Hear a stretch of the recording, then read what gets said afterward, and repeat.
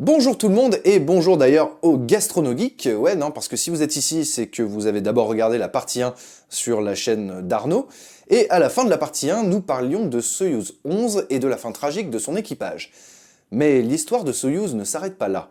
Au contraire, c'est à ce moment précis que le Soyouz a démarré une brillante carrière.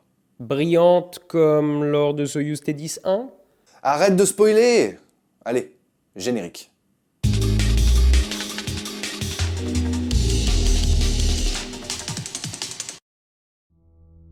En 1971, après la tragédie qui a coûté la vie à l'équipage de Soyouz 11, les soviétiques vont apprendre de ce qui s'est passé.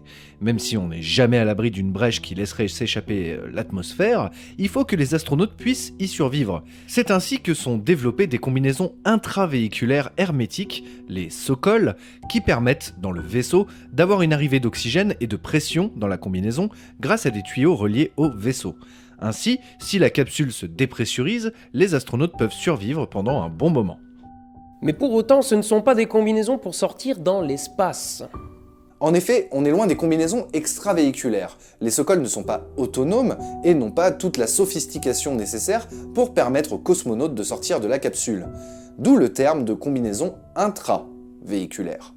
Les cosmonautes doivent les utiliser lors des 3 phases les plus risquées du vol, le décollage, l'amarrage et le retour sur Terre. L'inconvénient, c'est qu'une combi pressurisée, ça prend de la place. Lorsque les vols Soyouz reprennent 2 ans après Soyouz 11, le vaisseau n'emporte que 2 cosmonautes au lieu de 3. La mission Soyouz 12 sert alors à tester si cette nouvelle version de Soyouz et des combinaisons Sokol sont performantes. À la base, il était prévu que le vaisseau fasse un amarrage à une station, mais quelques mois avant leur décollage, la station Cosmos 557 n'arrive pas à se mettre en orbite, et au moment de Soyouz 12, aucune station soviétique n'est en orbite. Il simule alors un rendez-vous avec la future Salyut 4, histoire de valider que Soyouz est capable de s'y rendre quand la station existera. En 1975, une version très spéciale de Soyouz est mise au point pour une mission symbolique, l'Apollo-Soyouz Test Project.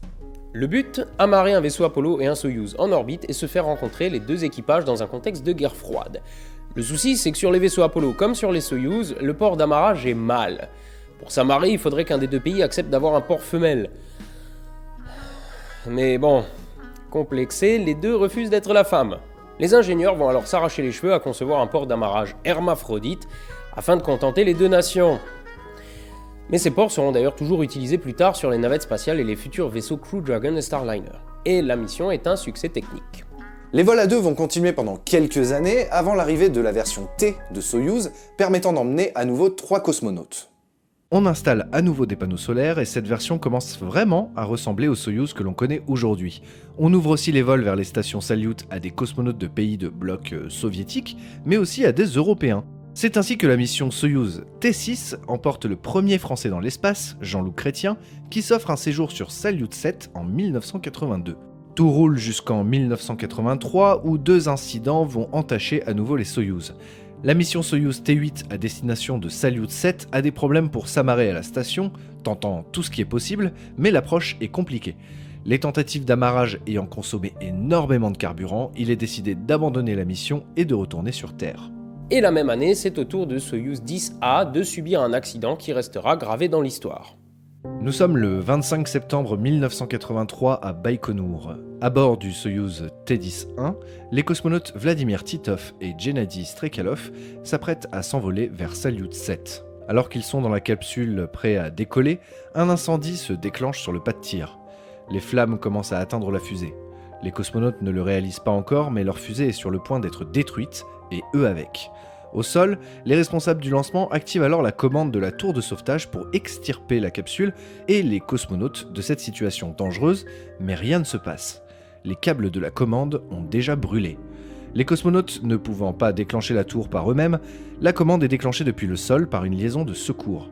La capsule et ses cosmonautes sont alors éjectés du reste de la fusée et atterriront peu de temps après, à quelques kilomètres du pas de tir, sains et saufs.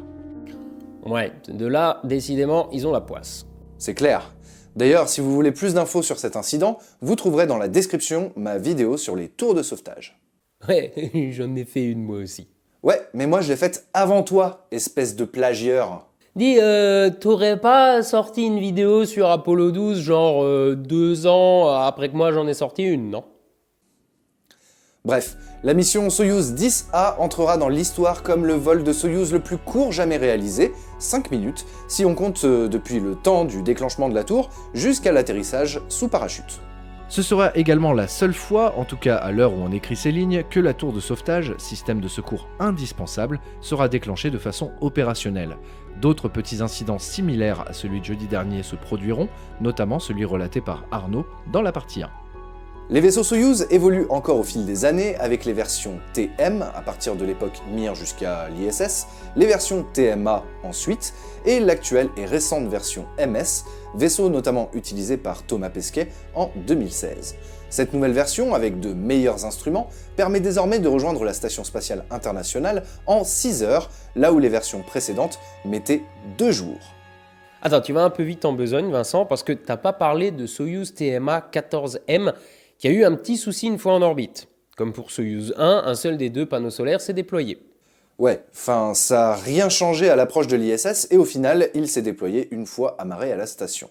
Tu vois, c'est pour ça que j'ai plus d'abonnés que toi. Tu bâcles tes sujets. Ah, et on en parle du lanceur Soyouz ? Comment ça? Bah ouais, depuis qu'on a commencé cet épisode, et d'ailleurs dans toute la partie 1, on n'a pas parlé du lanceur Soyouz, mais uniquement du vaisseau. Or, le souci de jeudi dernier, il est dû au lanceur Soyouz, pas au vaisseau Soyouz. Eh ben, parlons-en alors. L'origine du lanceur Soyouz est un héritage direct des débuts du spatial soviétique. Au commencement a été développé le missile intercontinental R-7 Semyorka, capable d'envoyer une tête nucléaire de 3 mégatonnes à 8000 km. Ce qui serait suffisant, par exemple, pour qu'un R-7 partant de Baïkonour éclate Vincent ou qu'il se cache dans sa ville. Haha, très drôle. Si vous vous souvenez de mes vidéos sur les fusées américaines, vous devez savoir que les premières fusées spatiales, comme Juno 1, qui a permis de mettre en orbite le premier satellite américain, étaient des dérivés de missiles balistiques intercontinentaux. Eh bien, pour les soviétiques, c'était pareil. Et c'est ainsi que le R-7 Semyorka a permis la mise en orbite du premier satellite de l'histoire, Sputnik. Après, on décline la R-7 en fonction de ce qu'elle envoie, et elle prend aussi le nom de ce qu'elle envoie. Et là, la fusée Vostok lance la capsule Vostok avec dedans Yuri Vostok. Gagarine. Pardon, Yuri Margarine. Laisse tomber.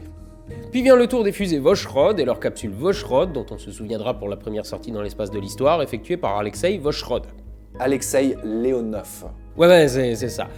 Puis la dernière déclinaison de la famille, les lanceurs Soyouz, avec leur vaisseau Soyouz, et qui pour la première fois dans l'histoire du programme spatial soviétique, comporte une tour de sauvetage. Et là, c'est le bordel parce que les lanceurs Soyouz vont évoluer au fil du temps. Pour faire un court résumé, la Soyouz FG actuelle descend de la Soyouz U2, qui descend de la Soyouz U, qui descend de la Soyouz M, qui descend de la Soyouz L, qui descend du module Soyouz de base, qui descend de la version Vostok de la R-7 Semyorka, qui descend de la R-7 Semyorka, qui descend du missile R-7. Eh gros fainéant, pourquoi tu détailles pas un peu ? Parce que de une, le résumé que je viens de faire, il a déjà saoulé les 2/3 des spectateurs, et ensuite parce que ça a assez peu d'intérêt. Ce qui a d'intéressant par contre, c'est de constater que pour les vols habités, les Russes n'ont pas changé la recette depuis le tout début.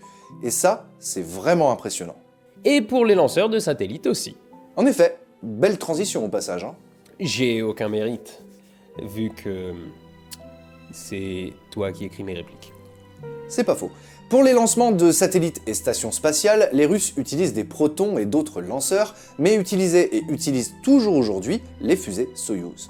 C'est ainsi que les fusées Soyouz lanceront vers l'époque Mir des cargos de ravitaillement Progress, des satellites divers, depuis Baïkonour, Plesetsk et d'autres points de lancement sur le territoire soviétique et russe, et depuis quelques années, utilisent aussi la base de lancement française de Kourou en raison de sa proximité avec l'équateur qui a l'avantage de permettre le lancement de charges plus lourdes sur des orbites géostationnaires.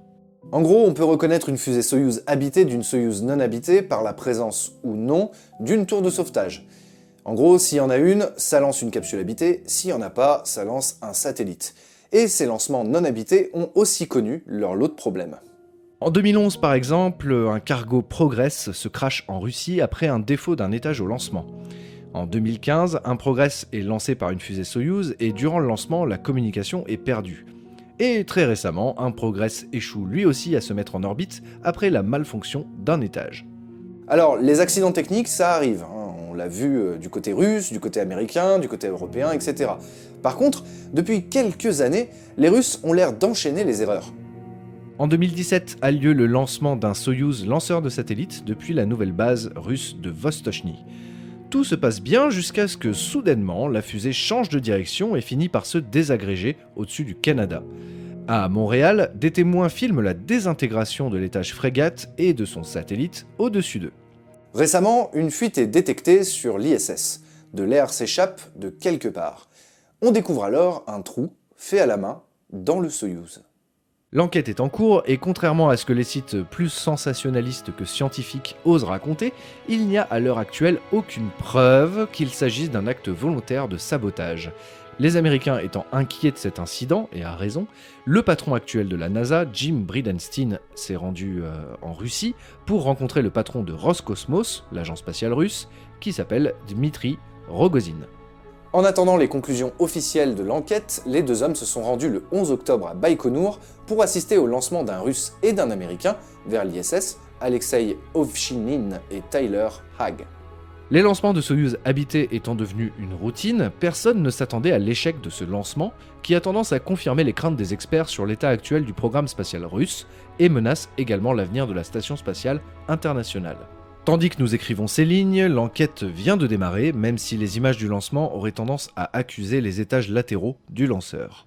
Je vous recommande au passage l'excellente réaction à chaud de Space Oddity sur l'accident et les potentielles conséquences sur la station spatiale internationale. Pourquoi tu recommandes pas Hugo Lisoire? Ça va, c'est plus drôle, les gens ils ont arrêté de dire ça depuis des lustres. Bref, le lanceur Soyouz et son vaisseau Soyouz restent une référence du spatial. Cet ensemble reste un système très fiable, et ce alors que les bases remontent à au moins 60 ans. Une longévité exceptionnelle qui montre que parfois, dans les vieux pots, on fait de très bonnes confitures. Ah, toi aussi t'es à fond sur les cougars. Au lieu de raconter n'importe quoi, annonce donc ma phrase de fin, s'il te plaît. Nous sommes que de la poussière d'étoiles? Non, ça c'est l'ancienne. Ah, t'as changé. Bah oui, regarde le script. Ah oui, en effet. Alors, on vous dit à très bientôt et n'oubliez pas, Hugo Lisoire, il est nul. C'est toujours pas ça, laisse tomber. À très bientôt tout le monde, et n'oubliez pas... Un train peut engager un autre? Ok, j'en ai marre. Vous aurez la phrase en question dans le prochain épisode. Moi, je vous dis ciao. Gros nul! T'es qu'un gros nul! J'espère que la vidéo d'Arnaud et ma vidéo vous auront plu. C'est vrai que le sujet des lanceurs Soyouz et des vaisseaux Soyouz, c'est un sujet vraiment très complexe, très long, et on a essayé de condenser ça au maximum pour que vous ayez vraiment une vue d'ensemble. Bien sûr, comme d'habitude, des liens sont dans la description où vous aurez toutes mes sources et aussi des liens pour aller plus loin dans le sujet, hein, bien sûr. Et si ça vous a plu, n'hésitez pas à bien sûr laisser un pouce bleu, à vous abonner. Qu'est-ce qu'il faut faire encore? Oh là là, je vous demande tellement de faire plein de trucs. Il faut partager, il faut commenter, il faut me suivre sur les réseaux sociaux. Ça, c'est pas obligatoire. Non, mais vraiment, il n'y a rien d'obligatoire. En tout cas, si ça vous a plu, c'est ce qui importe. Et j'espère vous retrouver très bientôt sur la chaîne Stardust. Ciao. Vincent, t'es qu'un gros nul!